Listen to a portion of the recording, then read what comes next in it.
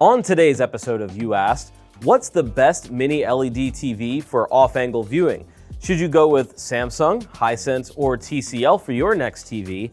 And are we really already talking about the PlayStation 6? Welcome back to the channel, everyone. This is You Asked, the show where we answer your tech questions. If you've got something you want to know, send your question to youasked@digitaltrends.com. And don't forget to tune into the show to see if your question has been selected. Our first question comes from Richard Alvanos, who asks, why don't you ever talk about viewing angle on the LCD TVs? Which one gives you the best off-center picture so everyone can enjoy? Hey Richard, it's an interesting topic and one that does deserve a little more attention because there are a few different factors. Objectively, I'd say the Sony Bravia 9 has the best off-angle performance that I've seen. But at its price, it better have the best everything in a mini LED TV. That said, if we get a chance to see some 2025 models soon, I'm sure there are a few more that have improved and maybe caught up to the Bravia 9. Going a little deeper though, a big part of how wide a viewing angle is depends on the type of panel used. Most of the current high-end mini LED TVs use VA, vertical alignment panels that have better contrast with deeper blacks, bringing them closer to the desired contrast levels of OLED TVs. The primary alternative would be IPS, in-plane switching panels that offer wider viewing angles at the expense of a bit of contrast.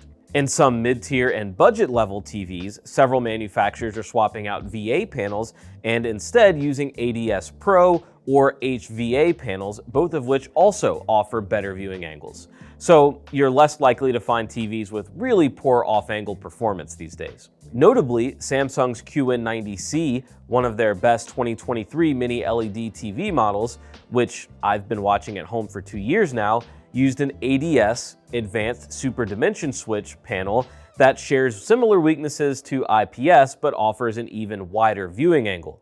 And I explain all of this and name all of those different kinds of panels because as I stream content and movies, both in SDR and HDR at home, there's never really a time where on the QN90C I say, dang, this is really lacking contrast. Now, sure, side by side with an OLED TV and maybe a couple of other high-end LED TVs, I'd see the difference. But day to day, I have zero issues.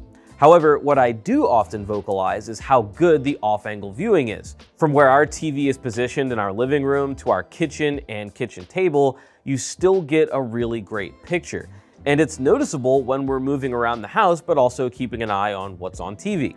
But I should also acknowledge that in most scenarios, needing extreme off-angle viewing probably isn't super necessary, especially if your TV is placed in a good location. In your question, Richard, you mentioned everyone being able to enjoy.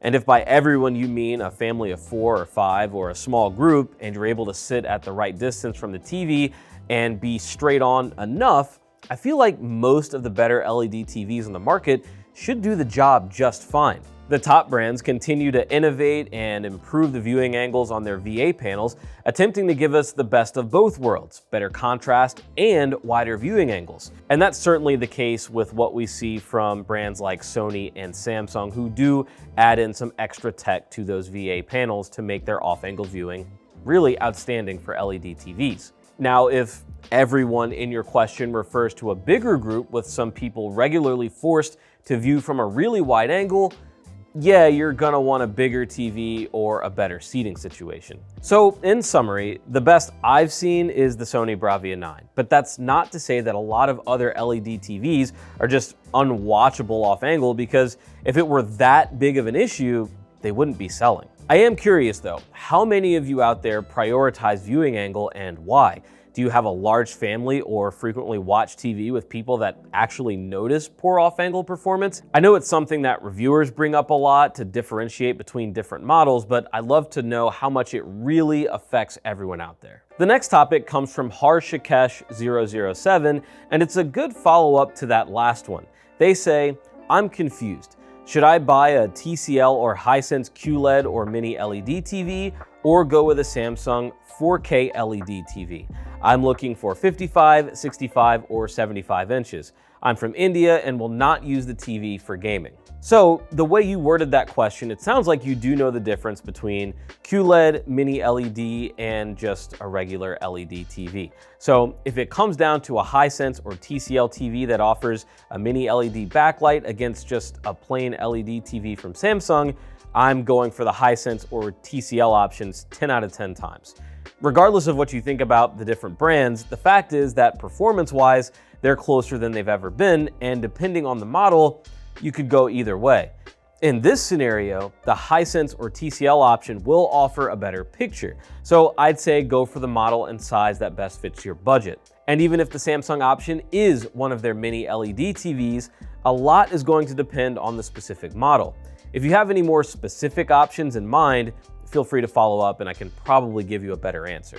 One of our most cheerful usernames, Deathstalker83, asks, what is the very best QLED mini LED 4K TV with Dolby Vision and 2.1 HDMI ports for $500 to $600 that you can buy right now, in your opinion, that will be great for the PlayStation 6 in 2 years? So this one made me think a little bit more, and you, Mr. Death, are gonna need to stalk out some good deals, but I think you can find what you're looking for. My first thought that's almost perfect is Panasonic's W95A mini LED TV.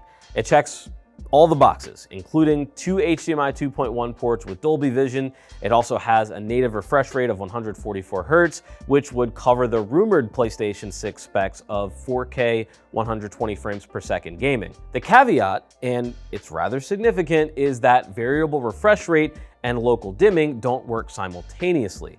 So gaming picture quality, especially in HDR while using VRR, which if you're a gamer you want to take advantage of, would take a big hit compared to other options.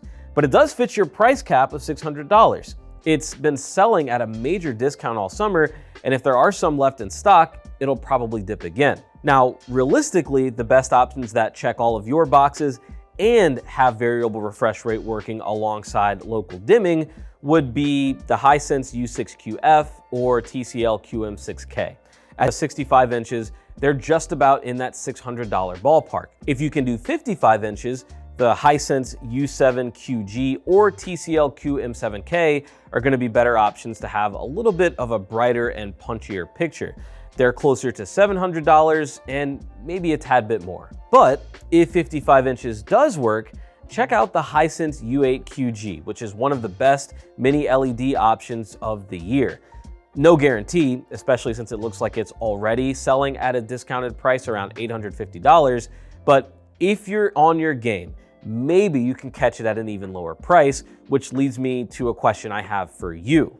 Why is it so important to buy now, especially if your primary goal is gaming 2 years from now? While it's true most TVs don't see massive improvements year over year, we're looking at a potential 2027 release date for the PlayStation 6, and since we're throwing around hypotheticals, maybe 2028 with potential delays and economic uncertainty around a volatile tech market terrorized by tariffs. If you buy next year or 2027, I'm pretty positive you'll see deals just as good on even better and newer TVs, probably in bigger sizes as well. So you have our suggestions on where to look within the current market, but my advice overall would be to wait until we get more concrete word on a PlayStation 6 release date. And if you absolutely must buy this year, at least wait until November when some of the better sales happen. Maybe there will be even more TVs that fit your qualifications. Guys, that does it for this week's questions. Everyone has been throwing more into the comments and we truly appreciate it. We're trying to get a good variety of questions each and every week, and certainly that last one made me think outside the box a bit. As always, if you have some insight that I didn't provide or can better explain and answer within the comments, feel free. It always helps. Drop this video a like while you're down there, subscribe to the channel, and we'll see you next time.